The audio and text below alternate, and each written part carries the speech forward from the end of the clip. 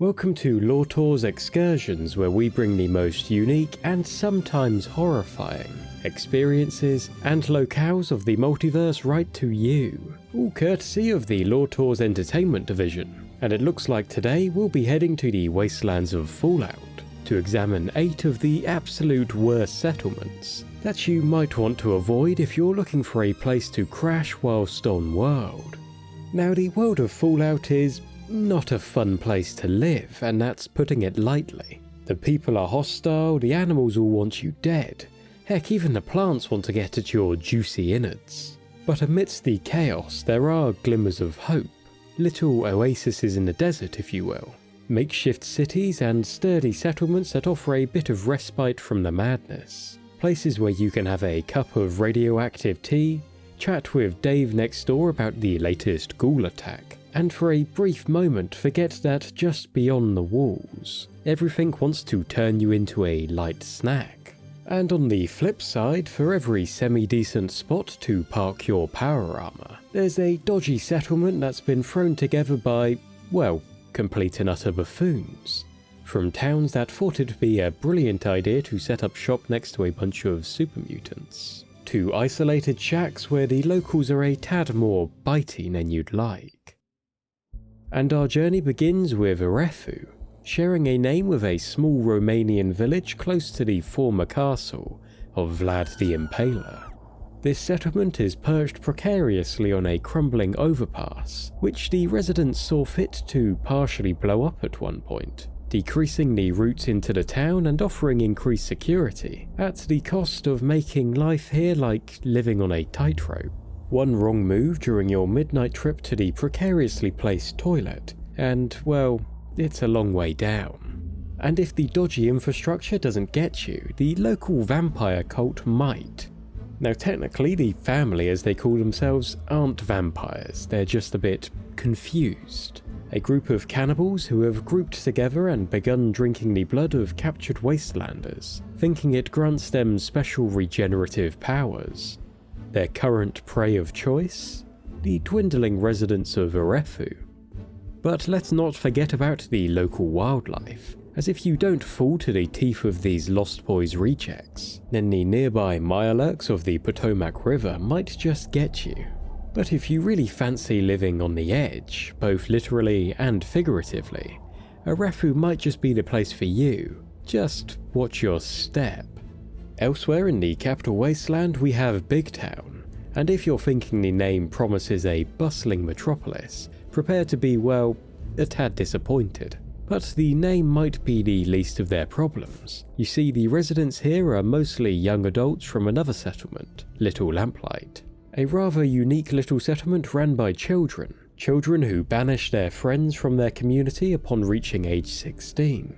Softening the blow by promising them a safe and comfortable new home amongst the wastes. But instead of that, they found, well, super mutants and slavers, with this small collection of suburban houses being constantly raided by local super mutants, often kidnapping residents and taking them back to their base in nearby Germantown.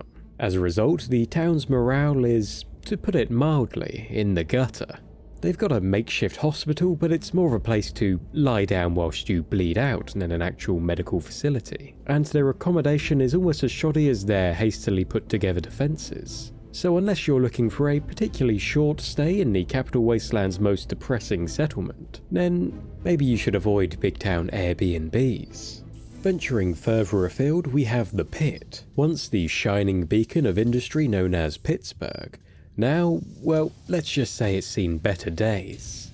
The Pit has been in a state of chaos since the start of the Great War. Its industrial hellscape was only worsened by constant fighting between warring gangs, until in a single night, members of the Brotherhood of Steel, led by star paladin Owen Lyons, swept across the city recovering any valuable tech and children they found, whilst ruthlessly eliminating any who got in their way. By the end of the night, much of the city had been razed, and over half of its inhabitants had been killed. From the ashes, however, a member of the Brotherhood fought lost in the city, rose up and united its inhabitants into a band of psychopathic raiders, taking over the city in the process. and if you were looking to make a home in this industrial wasteland, then the locals would likely enslave you and put you to work in the city's great steel mills. And if the idea of backbreaking work doesn't put you off this trip, the air might, as it's thick and heavy with pollution clouds that have been belching out of the factory since before the Great War began. So when the bombs dropped, they didn't just bring destruction, they mixed with this already toxic cocktail, creating something unique. High levels of radiation mixing with the polluted river and smog led to the emergence of a new disease, one that would begin spreading amongst the inhabitants of the pit. The troglodyte degeneration contagion, or TDC for short, starts by deteriorating your skin, making it blister and peel. Then give it a few weeks in this smoggy paradise, and the TDC starts to go after your brain, making you aggressive, violent, and a tad bit mad. You'll soon be joining the ranks of the wild men, isolated psychopaths who attack anyone they come across. But that's not the end of it. If you're really out of luck, you might just join the 20% who take a deeper dive into madness. You'll lose your speech, your reasoning, and end up as a hunched, snarling creature known as a troglodyte, or trog for short.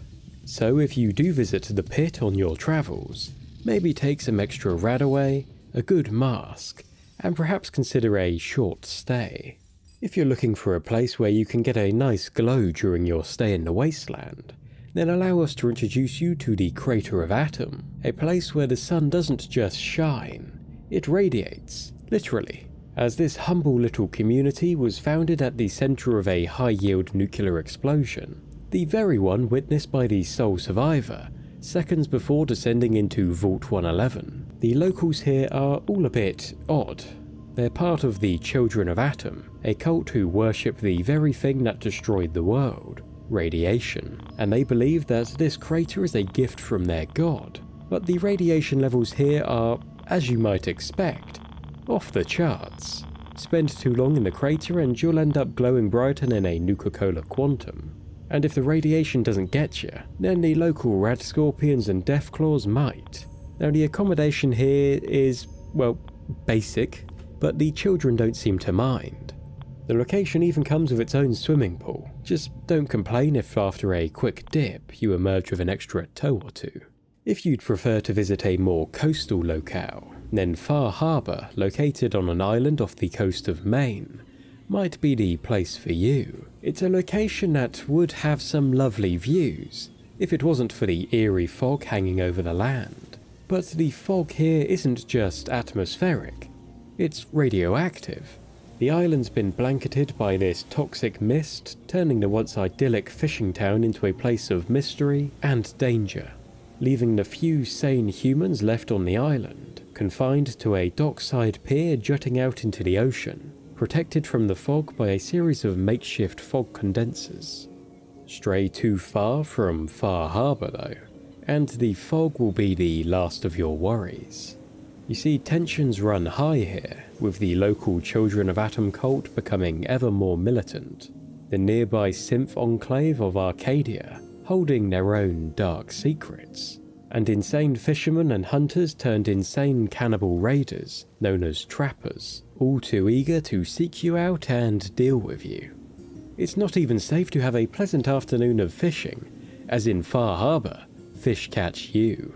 This is due to local wildlife mutating into giant anglerfish monsters, tough-shelled fog crawlers and hermit crabs, as well as rapid and vicious gulpers. So unless your idea of a holiday involves radioactive fog, potential cult encounters, and seafood that fights back, maybe sail on past Far Harbor. Our tour of the Wasteland's worst settlements now takes us out west to the Mojave Desert, home of Nipton, a town that learned the hard way that when you play games with the Legion, you're bound to lose. This place was once a bustling trade hub, but it became the stage for one of Caesar's Legion's most infamous acts, a lottery where the prize was, well, life itself. You see, the mayor of Nipton, one Joseph B. Stein, was a man of ambition, and perhaps a bit too much greed. turning his small town into a bustling hub of decadence and debauchery, inviting members of the Powder Gangers to visit the town during the day, whilst at night nearby NCR troops were welcomed as part of the mayor's scheme to keep the two groups separate. Then one day the Legion came to the mayor with a deal: sell out his town's guests for a bit of profit, and allow the Legion to launch an ambush on the NCR and Powder Gangers. But the Legion, in their warped sense of justice, decided to make an example out of Nipton. Residents of Nipton were rounded up with NCR troops and the members of the Powder Gangers, then forced to draw lottery tickets. Those with the losing lotto tickets were beheaded and crucified. If you came in third place, you were enslaved by the Legion. The second place winner simply had their legs broken, while the single winner was allowed to leave a free man. The town was razed, its residents slaughtered, and all to send a message that the Legion's reach was long and its vengeance brutal. So when you're passing through the Mojave and you come across this forsaken town, be grateful this is one lottery you never bought a ticket for, and continue moseying on down the road. From one den of decadence to another, as we're now visiting New Reno, the biggest little city in the Wasteland, a place where fortunes are made and lost in the blink of an eye. It's a city of vices and virtues, where you can find anything your heart desires for a price.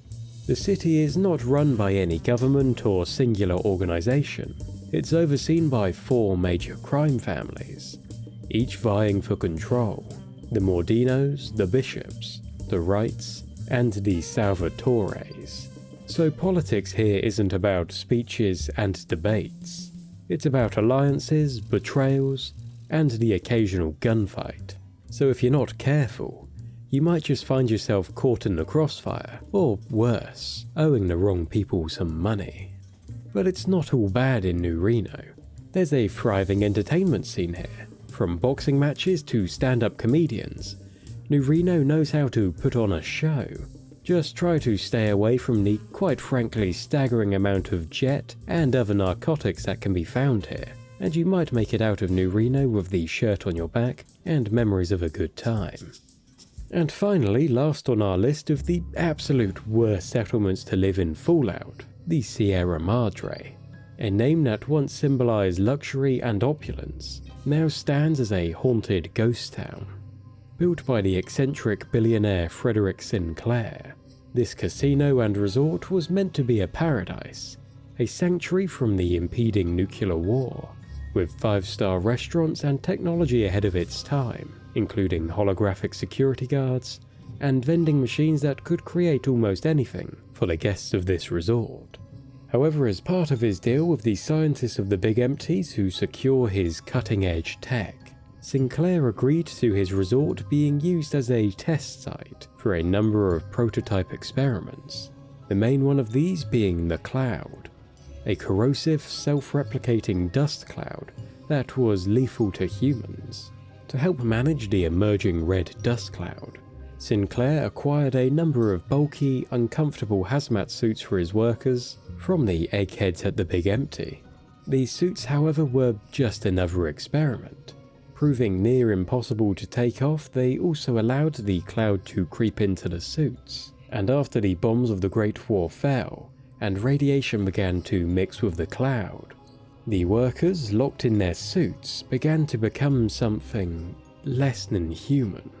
Near invincible ghost people who stalked the ruins of the Sierra Madre, capturing any who dare visit and whisking them away to be killed or potentially turned into new ghost people. So despite the allure of the Sierra Madre and its fabled treasure, perhaps give this one a miss, lest you extend your stay permanently. From the neon lights of New Reno to the haunting echoes of Sierra Madre, each settlement has its own unique tale to tell. And while some may be places of danger and dread, others offer a glimmer of hope in this post-apocalyptic world. So my question to all of you is, which settlement in all of Fallout will you choose to stay at when you visit this wasteland? Make sure to let us know down in the comments and subscribe to travel with us again soon. We'd like to thank you for joining us here today at the Entertainment Division of Lore Tours. We look forward to seeing you again soon. Catch you next time. The Lore Tours Spaceport is your destination for tours through the most fascinating worlds, groups, and events in the multiverse. From sci-fi to fantasy, we have it all. So make sure to subscribe and book your next trip with us.